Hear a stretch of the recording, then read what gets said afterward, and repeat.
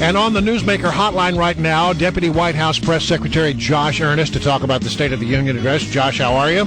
Gentlemen, good morning. All right, listen, the president last night in sort of a big way said that Gaffey Giffords deserves a vote. The families of Newtown, Connecticut deserve a vote on his gun proposals. But let's be honest. You don't have the votes in the House. You don't have the votes in the Senate. And those of us who may differ with the president's proposal, reasonable people have different ideas about this. They're wondering why the president is going to the mat on this when he doesn't have the votes, and wondering if it's not just an attempt to demonize those people with whom the president disagrees. This is not about demonizing. There are encouraging signs of bipartisanship both in the Senate and the House. That we have seen bipartisan pieces of legislation that have been filed around background checks. There have been some bipartisan pieces of legislation that have been filed around gun trafficking, new gun trafficking rules. So there is some emerging bipartisan support. The president acknowledges that these are difficult issues. We got to find some common ground. The question is are we going to give them a vote? If he doesn't have the votes and it gets voted down, it gets voted down. The question is are we going to have the vote? Well, I mean, but there's no indication that the House of Representatives is going to change its mind on this. Well, as I mentioned, there are a number of pieces of bipartisan legislation that have been filed. Let's let it work its way through the process. What the president believes is we should not be in a situation where we have House Republicans preventing pieces of legislation that have demonstrated support in the Congress from coming up for a vote, particularly when we're talking about something as important as protecting our kids. Hey, Josh, if I could stick with guns just for a quick second. Sure. I know that the president is a big fan of Abraham Lincoln, and the film Lincoln is out there where he goes through all the processes of passing the 13th Amendment, or a historical moment, a remarkable moment, and the president really, at the time, President Lincoln, I should say, really utilized some incredible political skills to push through, in many quarters, an unpopular move to pass the 13th Amendment. There are so many Second Amendment concerns with regard to what the president wants to do. Why doesn't he use Abraham Lincoln as a model and really use some courage here and pass a new amendment to the Constitution to change the Second Amendment? Well, because the reason for that is simple. Is the president believes in the Second Amendment. He believes in the right to bear arms.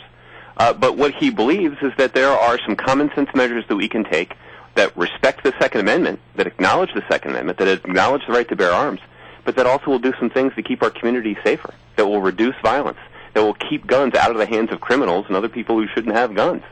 And it's as simple as that. There are some common sense steps we can take. It doesn't have to be anything radical. And the president also acknowledged last night there's not a law that we're going to pass, that anybody can pass, that's going to make everybody safe, that's going to end the violence altogether.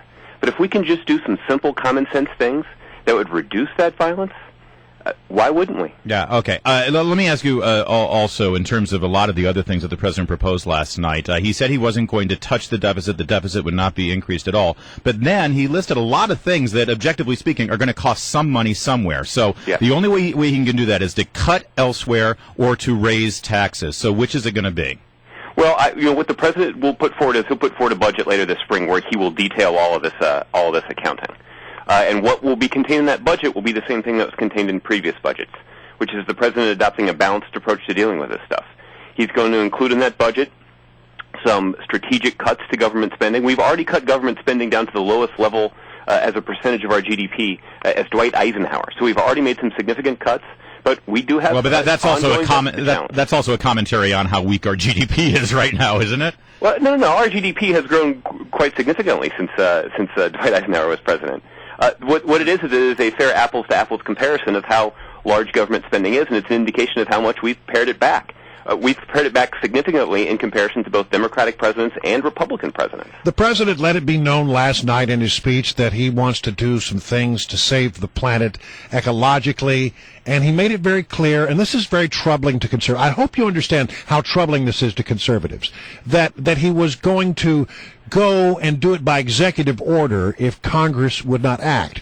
Conservatives have raised this time and time again, Josh, about things that the administration does that sort of circumvent the congressional process. No, that's just not true. Well, that's what he did.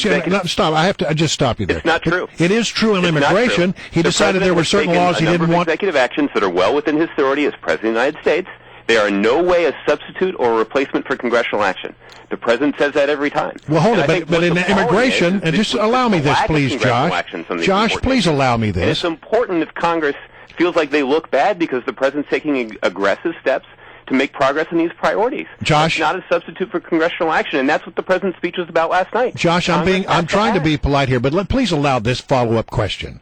On immigration, the president decided he didn't like immigration laws, and that he was going to tell his Department of Justice not to enforce certain laws that had been passed by Congress and signed into law by previous presidents. That's circumventing the will of Congress and the rule of law. It's not. There are actually three branches of government. There's an executive branch and legislative branch, and there's a separation of powers. And it's the responsibility of the judicial branch to mete out disagreements between those two branches. Now, what the Secretary of Homeland Security did was she exercised her own responsibility as a member of the executive branch and as somebody who can also exercise some prosecutorial discretion.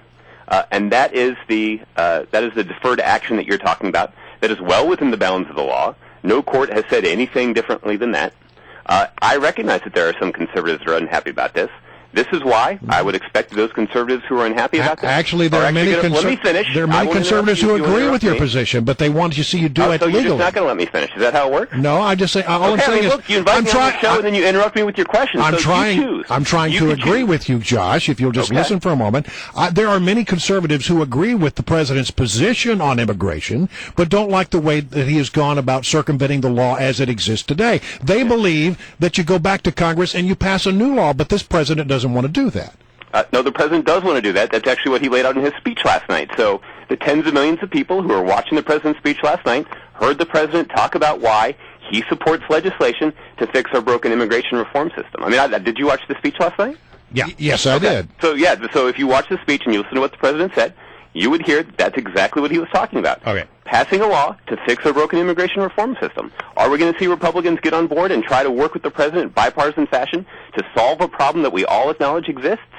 I hope so. Well, again, I think the concern is that, and then if they don't do what the president wants, he'll just do it on his own. Let me ask you this, Judge. That's not Judge. true. The president has never said that an executive action is a replacement for congressional action. I didn't say that either. Each time he's taken executive action, he's pointed out that it is not a substitute for congressional action. Joshua, and the real problem that we have is that Congress, House Republicans in particular, repeatedly, time and again, have blocked congressional action. Okay, really. That's the theme of the president's remarks last night, from gun control to immigration to important measures that would deal with our deficit and help the private sector create jobs. Josh, really quickly, I just need a quick follow-up. Yesterday, as you know, your boss, Jay Kearney, was here, and I think he made a little news because he told us that on the evening of September 11th, during the Benghazi attack, he was briefed all night long with regular updates from the National Security Advisor. Can you tell us who briefed the National Security Advisor? Because we know the Pentagon did not. I didn't hear Jay's interview yesterday, but we have said many times before that the president was kept up to speed and in the loop on what was happening in Benghazi. But by whom? Well, there's a whole infrastructure here at the White House that's responsible for collecting information from the Department of Defense. No, but the Department of Defense, but we know from Leon Panetta's testimony that they had no contact with the White House all night. Well, what I'm telling you is that there is a whole infrastructure in place in the administration through a range of national security agencies that are responsible for keeping the president apprised of what's happening around the world, particularly when there's an ongoing crisis. All right. Hey, that's exactly what was Josh, Earnest, really great having you. We hope that you can come back again. Thank you, gentlemen. Have a good day. Thanks, Josh.